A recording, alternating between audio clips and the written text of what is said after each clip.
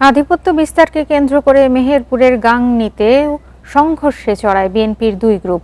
এতে অন্তত ২০ জন আহত হয়েছেন। সোমবার রাত 8:30টার দিকে সাহারবাটি গ্রামে এ ঘটনা ঘটে। প্রত্যক্ষদর্শীরা জানান, সোমবার সকালে স্থানীয় বিএনপি নেতা দবির উদ্দিনের লোকজন স্থানীয় ইউপি সদস্য আব্বাস আলীর বাবা মাকে মারধর করে। এ ঘটনার প্রতিবাদ জানান সাহারবাটি ইউনিয়নের ৯ নম্বর ওয়ার্ড বিএনপির সভাপতি ফরমান আলী। এতে দবির উদ্দিনের লোকজন ক্ষিপ্ত হয়ে ফরমান আলীকেও মারধর করে। এরই জেরে রাতে দুই পক্ষ ধারালো অস্ত্র ও লাঠি সোঁটা নিয়ে সংঘর্ষে জড়িয়ে পড়ে।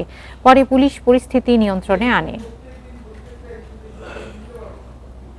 এই মারামারি কথা শুনে আসমাউল, আসিফ, তকুল চাচা, মুকুল চাচা এরা গেছে যে তোরা একই গ্রামে বাস করি, একসাথে থাকি, এখানে কেন মারামারি করবি, এটা বলার জন্য।